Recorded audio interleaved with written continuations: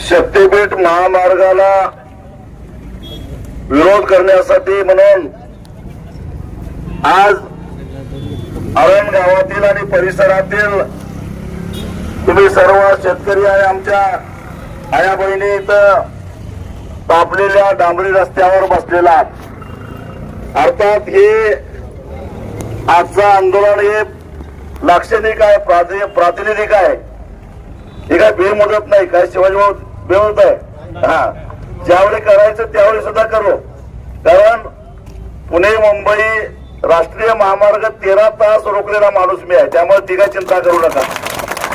तर आजचं हे आपलं आंदोलन हे लाक्षणिक आहे, फक्त इशारा देण्यासाठी। चित्रपट दाखवायच्या आधी ट्रेलर दाखवते, तसंही ट्रेलर आहे फक्त। तेव्हा अहो आम्हाला काय खोल कुत्रे चावलंय काय एवढ्या मोठ्या संख्येनं तापलेल्या रस्त्यावर येऊन बसायला? जे लोक आज या शक्तीपीठ महामार्गाच्या माध्यमातून सगळी देवस्थानं जोडणार आहे, विकास होणार आहे, लोकांना भरपूर पैसे मिळणार आहेत असं सांगत गावोगावी बोंबलत फिरायला लागलेले आहेत, त्यांच्यावर विश्वास ठेवू नका असं मी सांगायला तुमच्याकडे आलेलो आहे। एक तर मगाशी संजय पाटलांनी सांगितलं तसं झाडे बिड लावला तर या उन्हाळ्यात ती जगत तर नाहीतच, त्याचा तुम्हाला खर्चच अंगावर बसणार आहे, कारण यांच्या बापाला मी हा रस्ता होऊन देणार नाही। तिकडनं हाकललंय म्हणतं इकडेही आल्यात आणि इकडनं आता हाकलायचं आहे। हा, आणि काय करू शकतो हे 2 वर्षामध्ये दाखवून दिलेलं आहे, फक्त इथनं हकलायचं आहे। आणि हे झाडे बिड सगळं साफ जूट आहे, आंब्याचं लावा, चिकूचं लावा, फणसाचं लावा, नाहीतर नारळाचं लावा, काही उपयोग होत नाही। मी तुम्हाला सांगा, तुमच्या शेतामध्ये 10 वर्षापूर्वी काय होतं याचं सुद्धा रेकॉर्ड कलेक्टर ऑफिसला आहे, सॅटेलाइट सर्व्हे सगळं असतं त्यांच्याकडं। आणि जेव्हा असा प्रसंग येतो, तुम्ही मस्त 5 वर्षाची झाडं आणून लावाल शेतात, पण 5 वर्षापूर्वी तुमच्या शेतात काहीच नसल्यावर फोटो त्यांना मिळाला तर तुम्हाला काही नाही, म्हणजे बापच्या बाप गेला आणि बोबलताना हात गेला अशी अवस्था तुमची होणार आहे। त्यामुळे ते काय तुम्ही डोक्यातनं काढून टाका, 70% कमिशन घेणारे घेऊन जातील, पण तुमचं मात्र झाडं लावायला आणि या उन्हाळ्यात पाणी घालायला श्रम वाया जाणार आहेत। राहता राहिला मुद्दा दुसरा, विजयनं सांगितला, या पालखी मार्गाला किंवा या रस्त्याला सुद्धा, रस्त्याला ज्यांच्या जमिनी गेल्या त्यांना भरपूर पैसे मिळाले, कारण तुम्हाला 2013चा कायदा लावला आणि तो कायदा सुद्धा मी खासदार असताना संसदेमध्ये रात्री 1:30 वाजता मंजूर करून घेतला होता, म्हणून झालेला होता, हे लक्षात ठेवा। पण हे लोक आता सावध झालेले आहेत। 2013च्या कायद्याच्या बरोबर 1956चा राष्ट्रीय महामार्ग कायदा सुद्धा लावलेला आहे आणि त्यामुळे तुम्हाला पैसे एकदम कमी मिळणार आहेत। आता या रस्त्याच्या बाजूला जर का एखाद्याची जमीन गेली तर त्याला भरपूर पैसे मिळणार, कारण रस्त्याच्या कडेला रेल्वे जास्त असतो, बाजारभाव जास्त असतो, त्यामुळे पालखी मार्गाला पैसे जास्त मिळाले, कारण रस्ता आधी अस्तित्वात होता। या रस्त्याच्या रुंदीकरणाला पैसे जास्त मिळाले, कारण रस्ता आधी अस्तित्वात होता, राष्ट्रीय महामार्ग होता। पण शक्तीपीठ महामार्ग हा पूर्णपणे नवा आहे, हे लक्षात ठेवा। अडगळीच्या भागातून जाणार आहे आणि अडचणीच्या भागामध्ये रेडी रेकनर कमी असतो, हे तरी माहिती आहे का नाही? खरेदी विक्री करायला गेला बघितलं का नाही? आणि बाजारभाव आणि खरेदी विक्री, तुम्ही म्हणताय तो बाजारभाव कुठला? आपले चालू असेल 20-22 लाख 25 लाख रुपये एकर आपल्याकडे काय बाजारभाव? 25 लाख रुपये एकर, ते तुमचा बाजारभाव आहे। कागदावरचा, हा, कागदावरचा बाजारभाव घरी धरला जातो। म्हणजे कसं बाजारभाव काढायची पद्धत सांगतो तुम्हाला।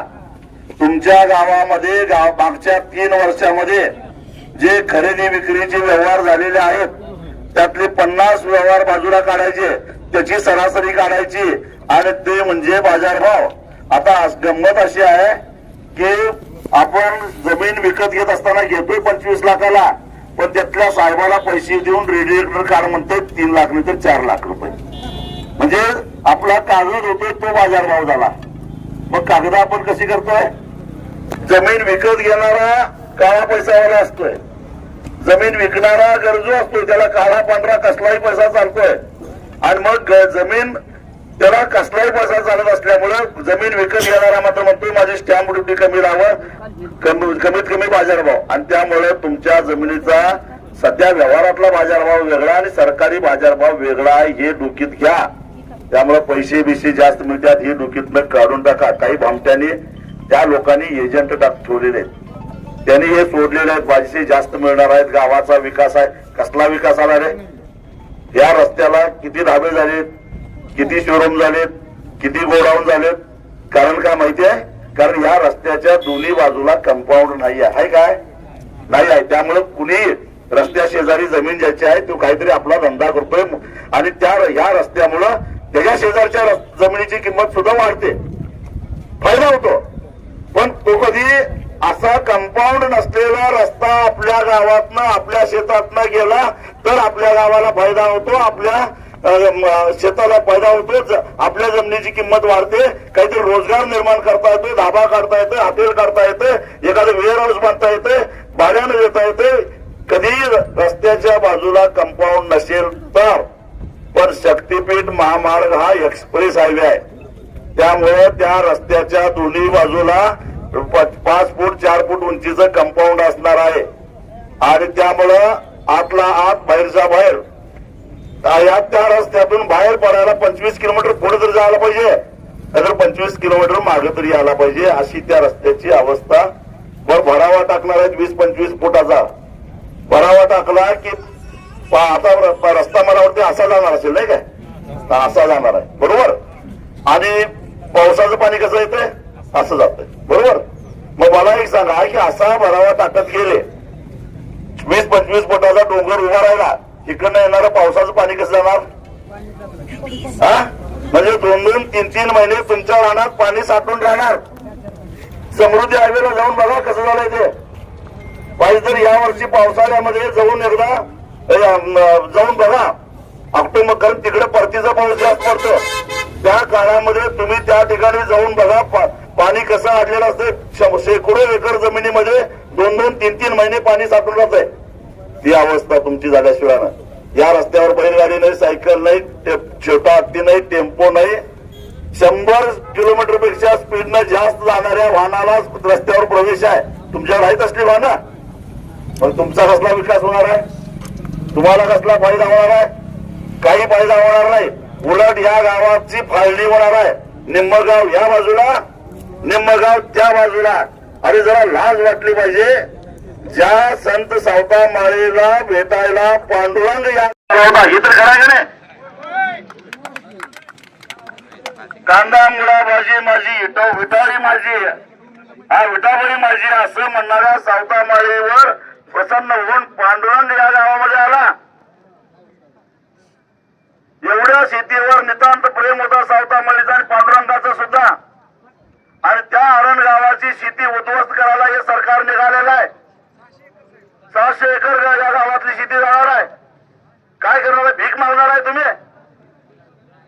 आणि म्हणून माझी तुम्हाला विनंती आहे, रक्ताचा शेवटचा थेंब असेपर्यंत या रस्त्याला आपल्याला विरोध करायचा ही आपली खूणगाठ बाळगा.